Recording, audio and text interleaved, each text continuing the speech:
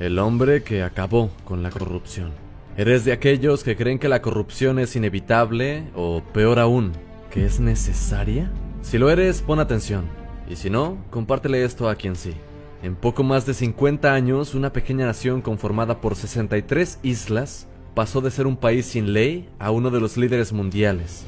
Todo esto se lo deben a un hombre que llegó al parlamento y decidió cambiar su país para siempre. En 1959, Singapur acababa de celebrar sus primeras elecciones democráticas, y ya no eran más una colonia británica.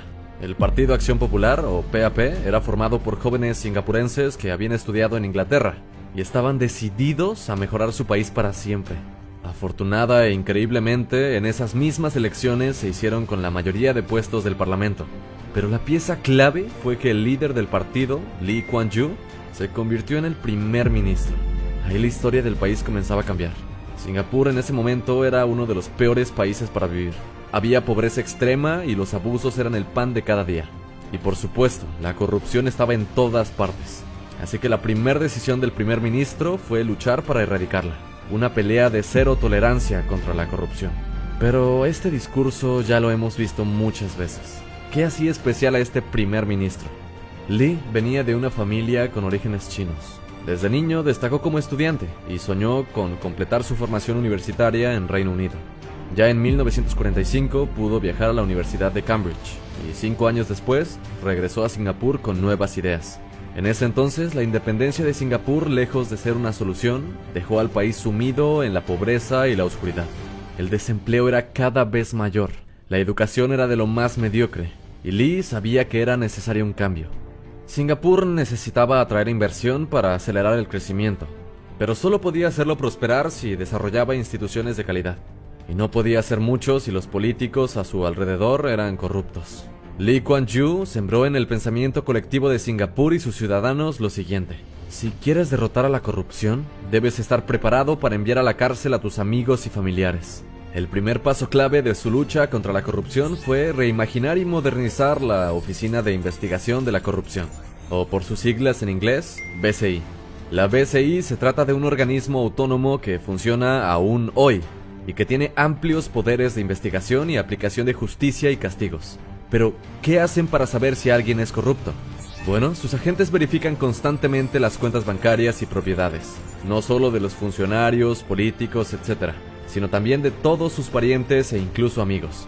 La BCI puede confiscar automáticamente cualquier ingreso derivado de acciones corruptas, y las sanciones son más graves si fue robado de gastos sociales, de educación o salud. La BCI tuvo bajo su lupa al mismo Lee y a todos sus familiares y amigos, pero el primer ministro predicaba con el ejemplo. En Singapur, los funcionarios y exfuncionarios deben demostrar que todos sus bienes y propiedades fueron adquiridos de forma legal. De lo contrario, serán confiscados y la pena es de prisión.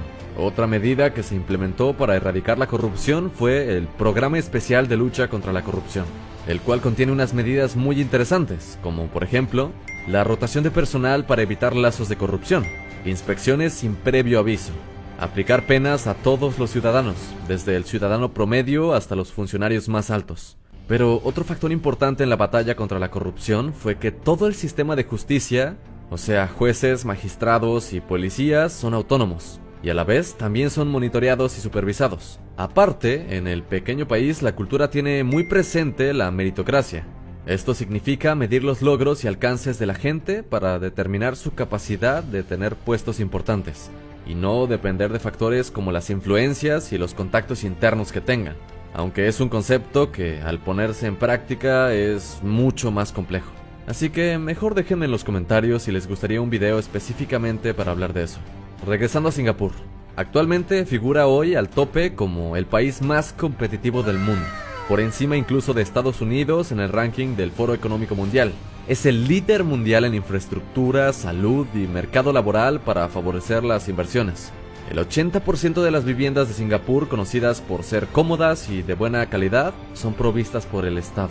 La educación siempre es bilingüe, es gratuita en la primaria, mientras que en la secundaria y la universidad tienen aranceles simbólicos para los ciudadanos singapurenses. Lamentablemente, aquel primer ministro ya falleció, y al final de su vida, Lee miró el camino recorrido y reflexionó: a menudo se me acusa de haber interferido en la forma de vivir de los ciudadanos,